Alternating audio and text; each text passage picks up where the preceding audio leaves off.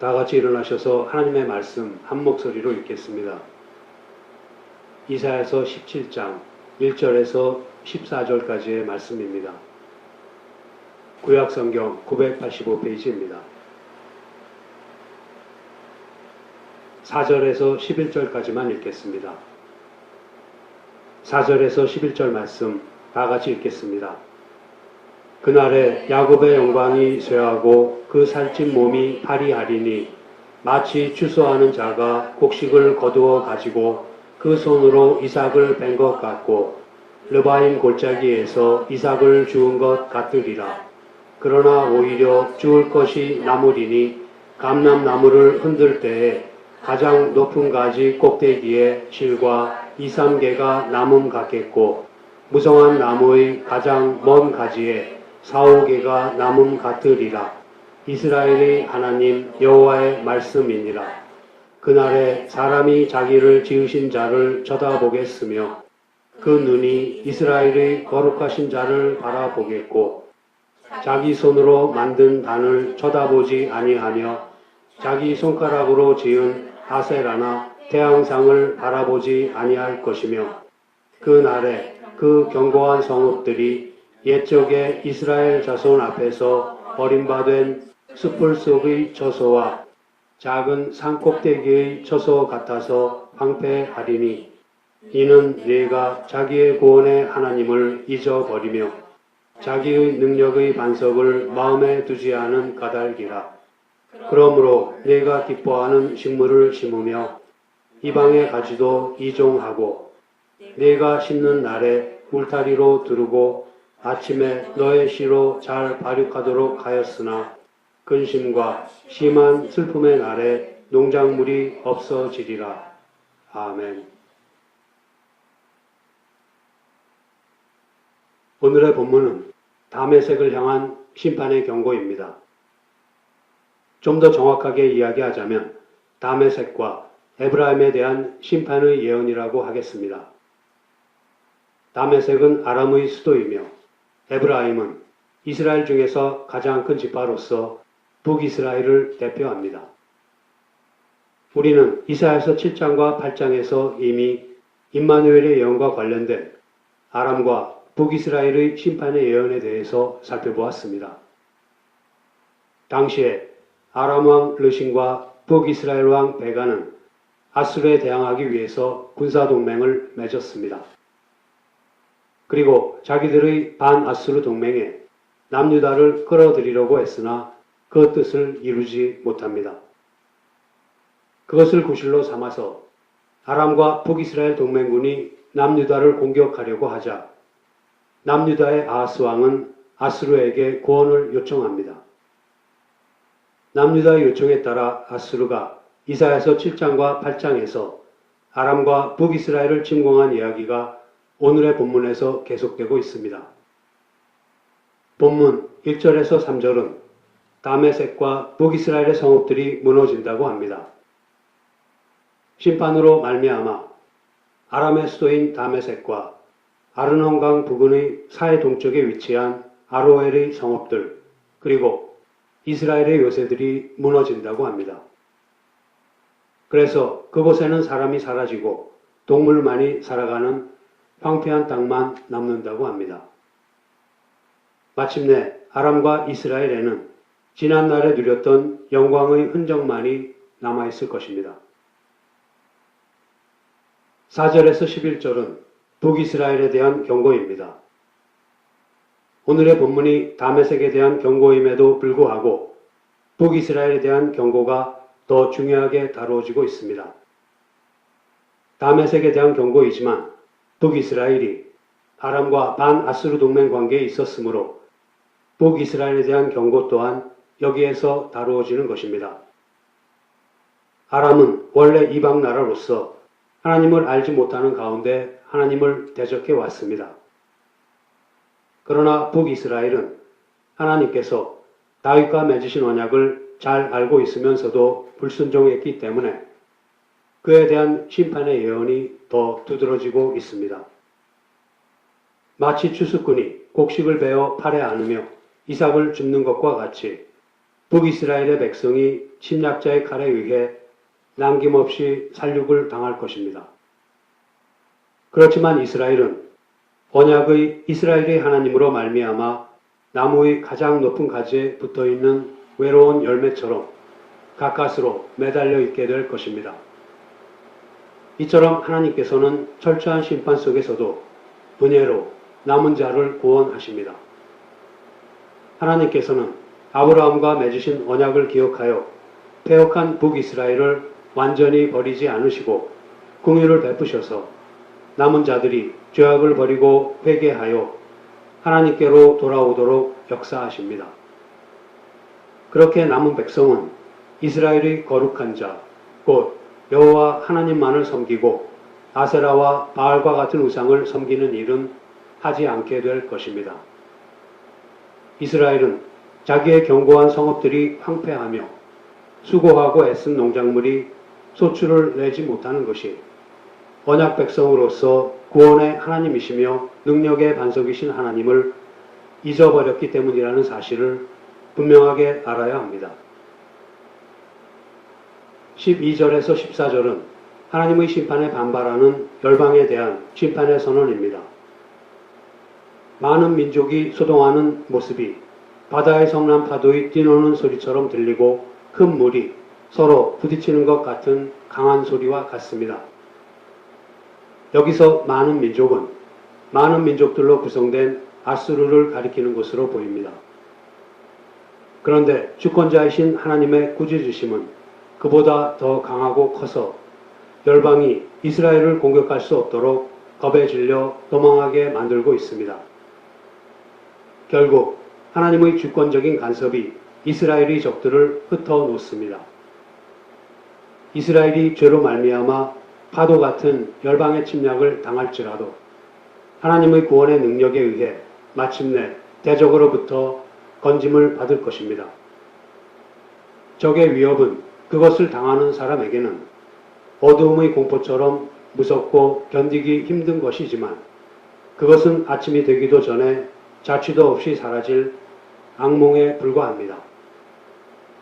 오늘은 본문의 중심이 되는 북이스라엘의 실패가 우리에게 가르쳐주는 것이 무엇인가에 대해서 살펴보겠습니다. 사울, 다윗, 그리고 솔로몬으로 120년간 이어지던 이스라엘의 통일 왕국은 르호보암 때에 이르러 남과 북으로 분열이 됩니다. 솔로몬에 이어 왕이 오른 르호보암은 북부에 있는 10지파의 지지를 얻어 왕권을 안정시키려고 세겜으로 갔습니다. 예루살렘에서 북쪽으로 40마일가량 떨어진 곳에 위치한 세겜은 옛적부터 종교와 정치의 중심지입니다. 또한 북부 지파들의 중심 역할을 하는 에브라임 지파에 속해 있는 성읍입니다. 르호보암이 세겜에 왔다는 소식을 들은 북부 10지파의 사람들은 여로보암을 앞세우고 르호보암을 만났습니다. 그들은 솔로몬이 멍에를 무겁게 했는데 르호보암이 그 멍에를 가볍게 해주면 르호보암을 왕으로 섬기겠다고 했습니다. 솔로몬이 살아생전에 세금을 무겁게 부과하고 건축 사업으로 힘든 부역을 강요한 것을 멍해라고 표현한 것입니다. 르호보암은 즉각적인 대답을 피하고 3일 후에 다시 오라고 합니다.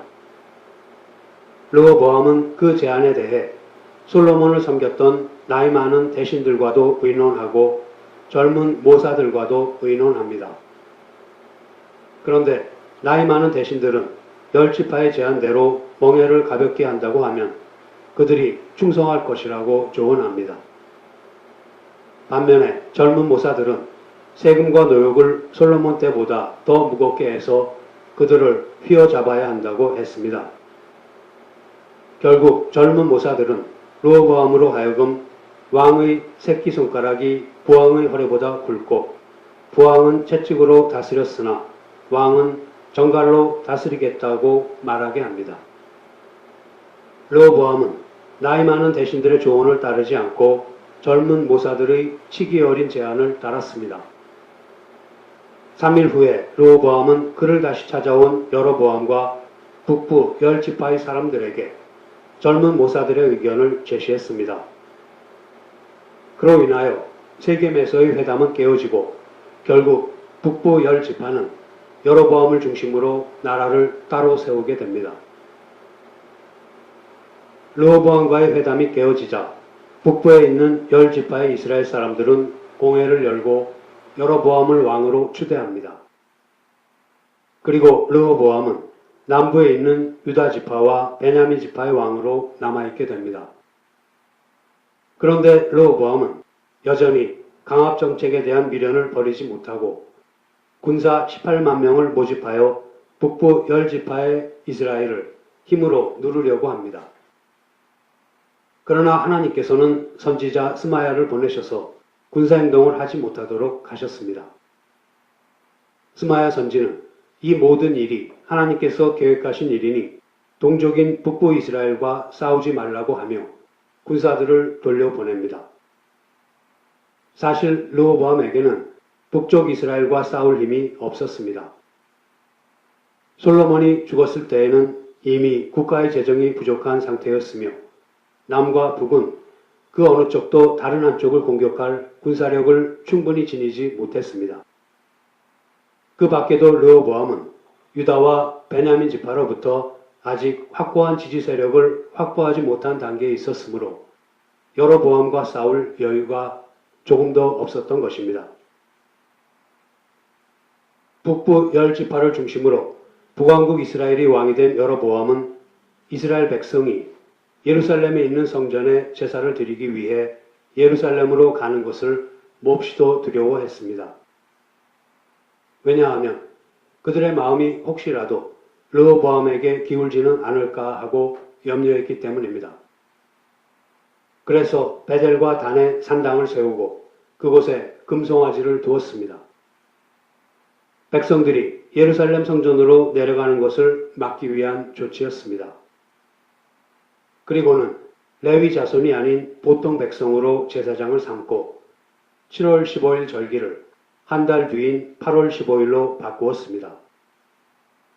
이러한 일들이 모두 하나님 앞에서 죄가 되었습니다.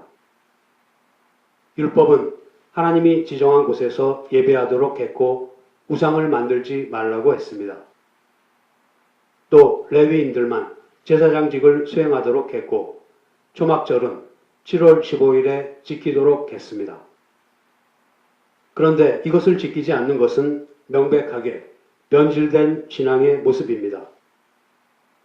여로보암은 자기가 세운 금송아지를 가리켜 이스라엘을 애굽에서 인도해낸 하나님이라고 선언합니다. 옛날 이스라엘 백성이 애굽 땅에서 나와 모세가 시내산에 올라가서 하나님의 명령과 거룩하신 뜻을 받고 있을 때 산 밑에서 백성들이 무슨 일을 벌였습니까? 사람들은 금송아지를 만들어 놓고는 이스라엘아, 이것이 너희를 애굽에서 인도해낸 신이로다 하고 선언했습니다. 그런데 여로보암이 옛날 이스라엘 사람이 하던 그 잘못을 고스란히 반복한 것입니다. 이스라엘 백성은 애굽에서 나온 지 43개월이 채 못 되어서 시내 광야에 이르러 시내산 밑에 장막을 쳤습니다. 모세는 시내 광야에다 진을 쳐놓고서는 곧바로 산으로 올라가서 40일을 머물며 하나님께로부터 율법을 받고 계명을 받았습니다. 그 동안에 산 아래서 진치고 있던 백성들이 모세가 산에서 내려오지 않자 아론에게 자기들을 인도할 신을 만들어 달라고 합니다. 이것이 당시 이스라엘 백성의 하나님에 대한 지식과 이해의 정도입니다. 하나님을 아는 지식이 부족하면 우리는 이처럼 잘못된 길로 가기 쉽습니다. 내 백성이 지식이 없으므로 망하는도다 하신 하나님의 한탄이 예나 지금이나 우리의 귓가에서 맴돌고 있다는 사실을 우리는 진지하게 받아들여야 합니다. 백성들은 우리를 인도할 신을 우리를 위하여 만들라. 모세, 곧 우리를 애굽 땅에서 인도해낸 사람은 어찌 되었는지 알지 못함이니라고 하면서 모세가 어떻게 되었는지 알 수 없고 자기들에게 신이 있어야 그 다음에 어떻게 해야 할 것을 알 수 있을 테니 신을 만들어 달라고 한 것입니다. 아론이 백성들의 손에서 금고리들을 받아 풀무불에다 넣고 녹인 금을 거푸집에 부어서 송아지 형상을 만들고 그 다음에는 각도를 가지고 잘 새겨서 금송아지를 만들었습니다. 아론이 금송아지 앞에다 단을 쌓고 내일은 여호와의 절일이라고 공포했습니다. 그러자 이튿날에 백성들이 일찌감치 일어나서 번제를 드리며 또 화목제를 드리고 앉아서 먹고 마시며 일어나서 뛰놀았습니다. 그들은 애굽에서 보던 이교의 풍습을 따라서 송아지 상 앞에서 제사를 드린 다음에 거기서 먹고 마시고 일어나 뛰놀고 춤추며 제전을 벌였던 것입니다. 그러니까 당시 이스라엘 백성들이 생각한 주된 종교적인 표현은 그와 같은 것이었습니다. 송아지상을 만들고 어떤 날을 정해서 그 앞에서 축전을 올려야겠다고 생각했던 것입니다. 이제 여로보암의 경우도 백성들이 자꾸만 동요하니까 좀 다독거려서 가라앉히고 또 다른 데로 정신을 돌리기 위해서 축전을 한바탕 벌여야겠다는 생각이 났던 것입니다. 이것은 사람의 교묘한 꾀입니다. 그리고 이러한 꾀를 내는 것은 인간의 본성이 부패한 까닭입니다. 정해진 절일을 지내고 레위 자손으로 하여금 제사장을 삼으라고 하신 것은 사람이 어떻게 하나님 앞에 나아갈 것인가에 대해서 그 방도를 알려주신 것입니다. 그런데 사람이 하나님 앞에 나아간다는 사실은 잊은 채 여러 가지 행사를 하는 데에만 정신을 빼앗기고 있습니다. 이것은 오늘날 교회에서도 흔히 볼 수 있는 모습입니다. 무엇을 한다 하면서 행사 자체에만 정신이 팔리고 맙니다. 모든 제도나 혹은 프로그램이 사람이 하나님 앞에 더 가까이 나아가기 위해서 있는 것이 아니라 사람이 자기 마음대로 제도를 만들고 행사를 꾸미고 즐기는 제전을 벌이는 것입니다. 사람의 종교성 가운데는 이러한 부패한 면이 깃들여 있다는 것을 우리는 잠시도 잊지 말아야 합니다. 하나님께서 기쁘게 여기시고 받으시는 것이 아니라 사람이 자기 마음대로 만든 거창한 행사를 치릅니다. 이에 대해 하나님께서는 모세에게 이 백성이 부패했다. 그리고 부패한 까닭에 보이지 아니하고 썩지 아니하는 하나님의 영광을 썩어질 사람과 금수와 버러지 형상의 우상으로 대신했다고 하셨습니다. 사람들이 왜 그렇게 하느냐 하면 우준해서 그렇다고 로마서 1장 22절 말씀이 지적하고 있습니다. 사람이 어리석어서 그렇다는 것입니다. 모세가 산에서 내려와 진에 가까이 이르렀을 때 금송아지 앞에서 백성들이 춤추는 것을 보고 크게 화를 내며 여호와께 받은 십계명 돌판을 산 아래로 던져 깨뜨렸습니다.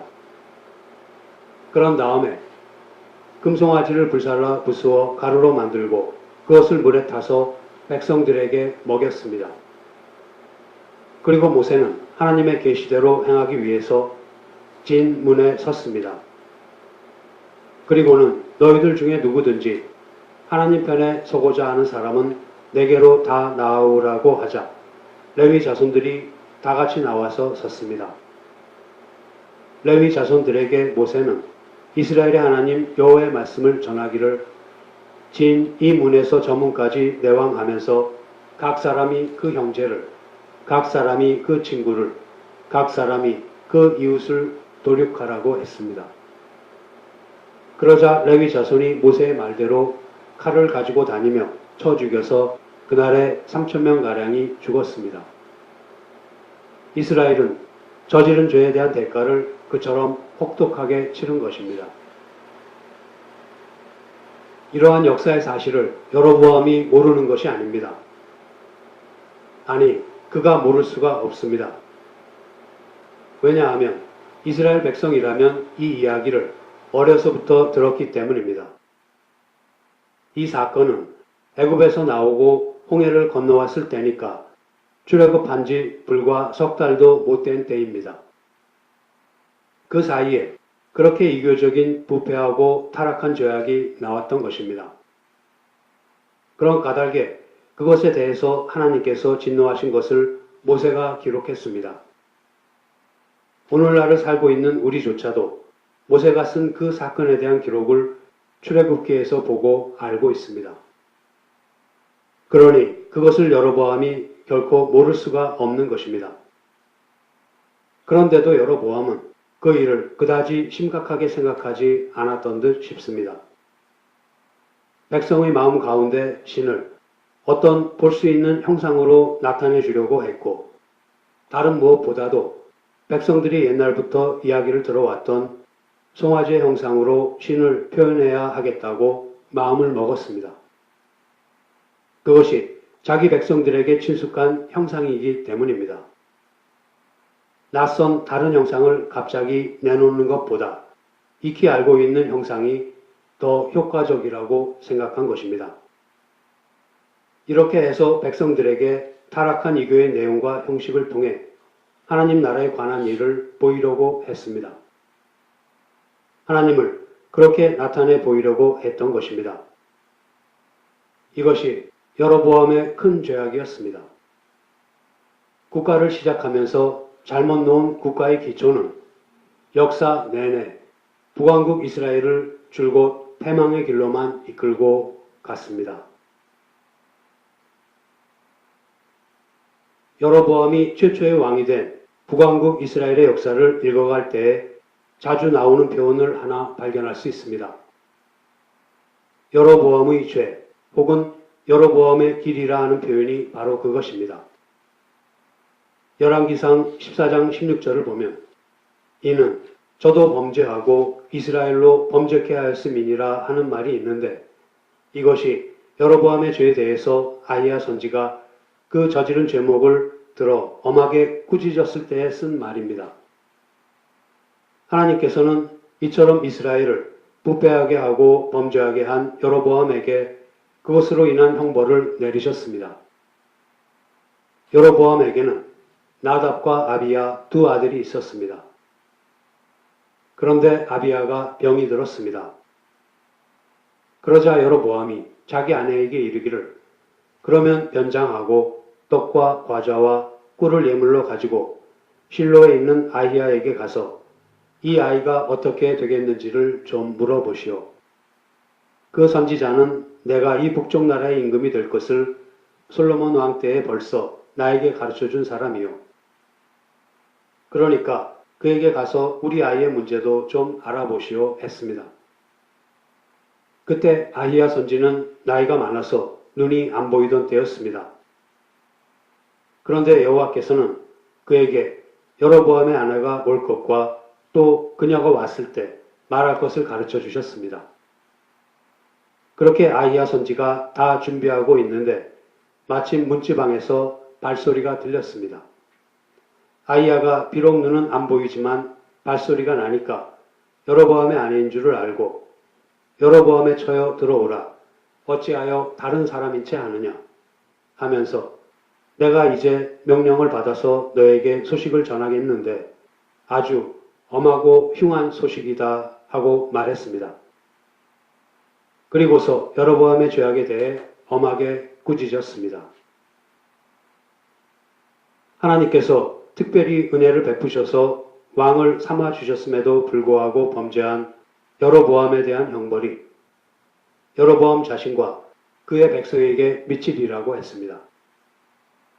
그 내용이 열왕기상 14장 9절 말씀에 나오는데, 너는 이전 사람들보다도 악을 더 행하고 너를 위하여 우상을 비롯한 다른 신들을 만들어서 나의 노를 격발하고 나를 내 등 뒤에 버렸도다 하고 그의 죄상을 밝히 말씀하셨습니다.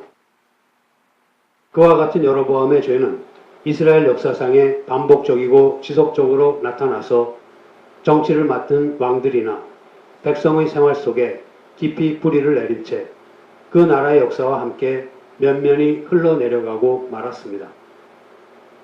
이것이 아주 무서운 일입니다. 따라서 우리는 주위에서 각각 자기가 소속한 민족 혹은 세계의 역사가 어떠한가, 자기는 과연 어떠한 사회에 소속해 있는가, 이러한 것들을 깊이 생각해 보아야 합니다. 자기만을 생각하는 것이 아니라 하나님께서 우리를 이 세상 사회와 역사의 구성원으로 두셨다는 것을 바로 깨닫고 신자로서의 책임과 의무를 돌아보아야 하는 것입니다. 북왕국 이스라엘의 역사를 보면 이스라엘 왕들이 대대로 내려가면서 저가 이스라엘로 범죄케 한 여로보암의 죄에서 떠나지 아니하고 그대로 계속 행했다 하는 표현을 자주 보게 됩니다. 북쪽 이스라엘의 역사 200년을 통해서 큰 물줄기 같이 흘러가는 역사의 경향이 그것인데 그것을 가리켜서 여로보암의 죄라 혹은 이스라엘로 범죄케 한 여로보암의 죄라 하는 말로 표현했습니다. 북왕국 이스라엘 200년 역사에 왕이 19 있었습니다. 그런데 그 19왕이 한 왕조나 그렇지 않으면 소수의 왕조로 이어져 내려간 것이 아니라 9이나 되는 왕조가 계속 역성혁명으로 바뀌어 갔습니다. 그렇게 끊임없이 왕조가 바뀌는 상황에서도 그들에게 공통된 것이 하나 있었는데 그것은 여로보암이 이스라엘로 범죄하게 한 그 죄를 모든 왕이 하나같이 행했다는 것입니다. 성경은 이처럼 느밧의 아들 여로보암의 죄, 자기도 범죄하고 또 이스라엘로 범죄케 한 행위의 반복되는 유형을 지적하고 있습니다. 단 한 사람의 왕도 회개하고 개혁하려고 하지 않고 한결같이 여로보암의 길로 행했습니다. 불과 200년 나라가 유지되면서 그동안에 19명의 왕이 있었고 왕조로는 9왕조가 있었는데 계속해서 신하가 임금을 쳐서 죽임으로써 왕조가 섰다 망하고 또 한 왕조가 섰다 망하고 하다가 결국 나중에는 아수르의 대군에게 멸망했습니다. 나라가 망할 때까지 계속된 죄의 유형을 맨 처음 시작한 자가 바로 여로보암입니다. 여로보암의 죄는 그 내용이 바로 여로보암의 종교정책에서 시작되었습니다. 열왕기상 12장 26절과 27절 말씀입니다. 그 마음에 스스로 이르기를 나라가 이제 다윗의 집으로 돌아가리로다. 만일 이 백성이 예루살렘에 있는 여호와의 전에 제사를 드리고자 하여 올라가면 이 백성의 마음이 유다왕 된 그 주 르호보암에게로 돌아가서 나를 죽이고 유다왕 르호보암에게로 돌아가리로다 하고 여로보암은 혼자 생각하며 걱정했습니다. 그래서 결국 북왕국 이스라엘 백성이 남왕국 유다로 돌아가지 못하도록 하기 위해서 무엇을 했습니까? 북왕국 이스라엘 백성들이 예루살렘으로 제사를 드리러 가려 하니까 제사 드릴 대상을 국내에다 만들어 놓고서 예루살렘까지 갈 필요가 없다고 해야겠다고 꾀를 내어 계획을 세웠습니다. 마침내 금송아지 둘을 만들어서 하나는 베델에 두고 다른 하나는 단에 두었던 것입니다. 그렇게 여로보암은 금송아지 종교를 북왕국 이스라엘의 종교로 끌어들였습니다. 이스라엘은 여호와 하나님을 섬기는 여러 가지 규례를 받아서 모세의 이래로 수백 년 동안 그것을 지켜왔습니다. 그런데 그것을 그만두고 여로보암이 새로 끌어들인 금송아지 종교를 국가의 종교로 삼아서 거기에 절을 하라고 한 것입니다. 그것을 자기만 지킨 것이 아니라 하나님의 백성으로 범죄케 한 것입니다. 이스라엘의 왕이 오히려 이스라엘 백성을 여호와에 대한 바른 생각을 못하는 대로 이끌었던 것입니다. 금송아지에게 절했다고 했는데 애굽의 중요한 신인 아피스 혹은 푸타가 송아지의 형상이었습니다. 그리고 애굽의 노예 시대 때 보고 좋다고 여겼던 그 사치스러운 제사 예식, 말하자면 여러 가지 제사를 지내는 것이라든지 또 뛰고 놀고 먹고 마시고 하는 제전 이런 것들이 부러워서 백성들은 거기에 대해 아무런 거부감 없이 그대로 따라간 것입니다. 이스라엘 백성의 마음이 그러한 장꾀에 넘어갈 것이다 생각하고 여로보암은 백성을 죄악의 사슬에 매이게 만들어 버렸습니다. 이러한 죄를 지은 여로보암이 금송아지를 그냥 푸타나 아피스라고 한 것은 아닙니다. 이것이 너를 애굽에서 인도하여 올린 신이다 라고 했습니다. 애굽에서 인도하여 올린 신에 대한 경험은 이스라엘 백성이 애굽에서 나올 때에 강렬한 인상을 남겼습니다. 그 경험은 대대로 이스라엘 백성에게 전해 내려온 까닭에 이스라엘 백성이 그 이야기를 모를 수가 없습니다.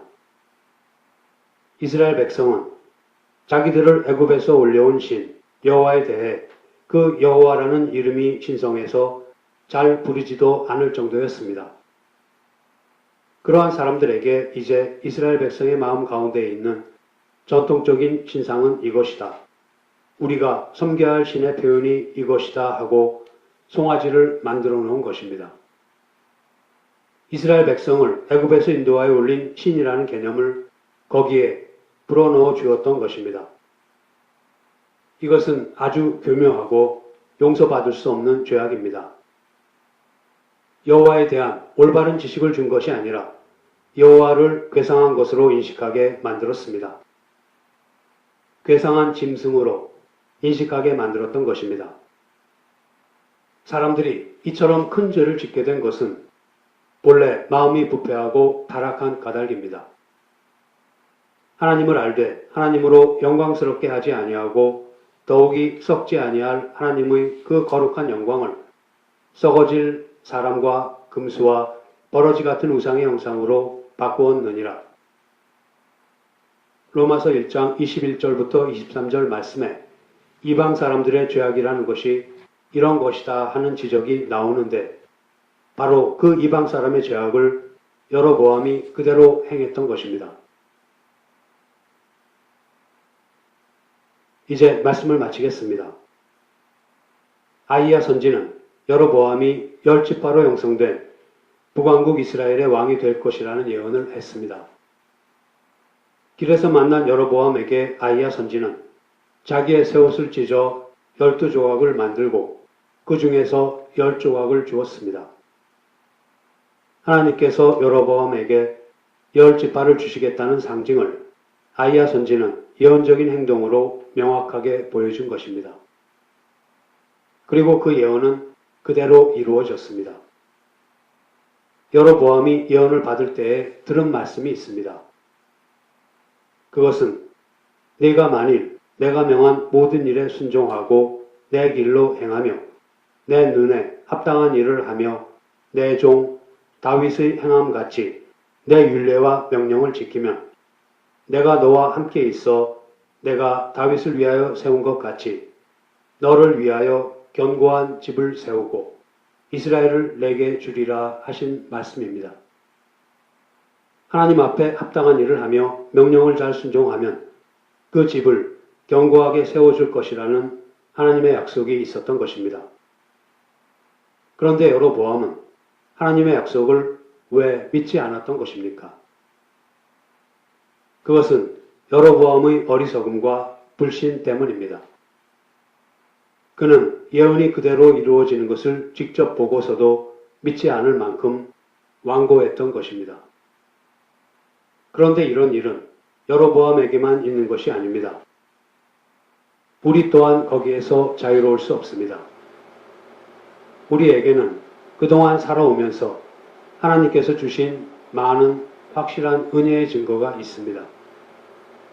그러나 우리는 너무도 쉽게 그것을 잊어버리고는 합니다.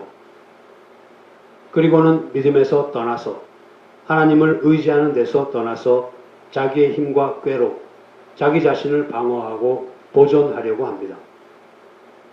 만일 그렇다면 우리 역시 여로보암과 조금도 다를 것이 없습니다. 너는 내 마음에 원하는 대로 잘 다스리되 주의 명령에 따라 행할 것 같으면 네 집을 견고히 세우리라 하신 말씀이 있었는데 왕조를 튼튼히 유지해야 하는 일은 자기의 힘으로 이룰 수밖에 없다고 합니다. 네가 나를 잘 복종하고 그리고 율례와 명령을 잘 지켜나갈 것 같으면 그리고 정직히 옳은 일을 행한다면 내가 네 집을 이스라엘 가운데서 잘 보존해 줄 것이다 하셨는데 그 말씀을 믿지 않습니다. 이것이 바로 여로보암의 죄악입니다. 여로보암은 그 모든 것을 인간 본의로 처리하려고 하다가 백성을 속이고 또 백성은 물론 자기 자신을 부패와 타락으로 빠져들게 하고 말았습니다. 성도 여러분, 하나님께서 명하신 모든 일에 순종하고 가르쳐 주신 대로만 하나님께 가까이 나아감으로써 죄의 사슬에 매이지 않는 저와 여러분이 되기를 소원합니다. 기도하시겠습니다. 하나님 아버지, 오늘 보여주신 그 옛날 이스라엘의 실패를 통해서 저희들이 어떻게 살아가고 있는지를 돌아보게 하시고 또 앞으로 어떻게 살아야 할지를 깨닫게 하여 주심을 감사드립니다. 주님의 말씀과 약속을 가벼이 여기고 자기 마음대로 자기의 힘과 꾀를 의지해서 살아가던 사람의 최후가 어떠한가를 알게 되었습니다. 원하옵기는 저희들로 하여금 같은 잘못을 범하지 않게 하여 주시고 저희들이 하는 모든 것이 주님 앞에 가까이 나아가는 데에 필요한 것들이 되게 하여 주시옵소서.